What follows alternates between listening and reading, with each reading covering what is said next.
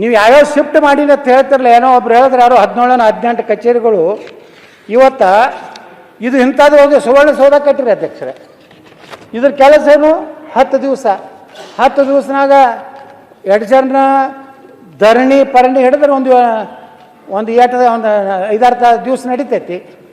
ಅಟ್ರ ಸಲುವಾಗಿ ಕೋಟಿಗಟ್ಟಲೆ ಖರ್ಚು ಮಾಡಿ ಇಂಥದ್ದು ಬಿಲ್ಡಿಂಗ್ ಕಟ್ಟಿ ಇದ್ರ ಮಗ್ಗಲ್ಲಿ ಒಂದು ಶಾಸಕರ ಭವನ ಇಲ್ಲ, ಯಾವ ಸೆಕ್ರೆಟ್ರಿಯೇಟ್ ಇಲ್ಲ, ಆ ಮಂತ್ರಿಗಳದೇ ಇಟ್ಟಿಟ್ಟು ಚೇಂಬರು. ಯಾವ ಪುಣ್ಯಾತ್ಮ ಆರ್ಟಿಟೆಕ್ಟು ಏನೋ ಅವ್ನಿಗೆ ಹೋಗಿ ಸನ್ಮಾನ ಮಾಡೇಬೇಕ್ರಿ. ಆಫೀಸರ್ IAS ಆಫೀಸರ್ ಅವ್ರ ಕೂತ್ರ ಕಾಲು ಹತ್ತಂಥವು. ಇದು ಎದಕ್ಕೆ ಉಪಯೋಗ ಆಯ್ತದು? ಇದರ ಸಾರ್ಥಕತೆ ಏನು? ಉತ್ತರ ಕರ್ನಾಟಕದ ಈ ಒಂದು ಕಟ್ಟಡ ಕಟ್ಟಲಿಕ್ಕೆ ಸಾರ್ಥಕತೆ ಏನು ಅಧ್ಯಕ್ಷರೇ? ಸುಮ್ಮನೆ ಕಾಟಾಚಾರಕ್ಕೆ 10 ದಿವಸ ಇಲ್ಲಿ ಬರೋದು ಎಲ್ಲ ಟೀಕೆ ಮಾಡ್ತಾರೆ. ಬೆಳಗಾವಿಗೆ ಬರೋದಂದ್ರೆ ಜಾಲಿ ಮಾಡ್ಲಿಕ್ಕೆ ಬರ್ತಾರೆ, ಶನಿವಾರ ಆಯ್ತಾರಂದ್ರೆ ಗೋವಾಕ್ಕೆ ಹೋಗ್ತಾರೆ ಅಂತ ಹೇಳ್ತಾರೆ. ಇದರಿಂದ ಇವತ್ತು ನೋಡ್ರಿ ನಾಗ್ಪುರದಲ್ಲಿದೆ, ಮಹಾರಾಷ್ಟ್ರದಲ್ಲಿ ಕನಿಷ್ಠ 1 ತಿಂಗಳ ಸದನ ನಡೀತದೆ.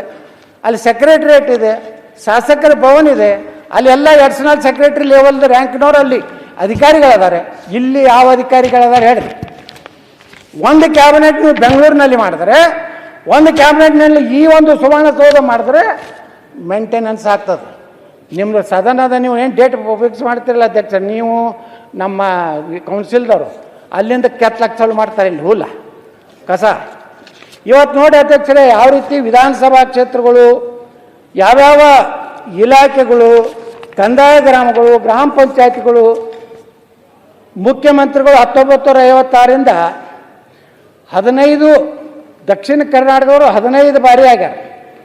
49 ವರ್ಷ ದಕ್ಷಿಣ ಕರ್ನಾಟಕದವ್ರು ಮುಖ್ಯಮಂತ್ರಿ.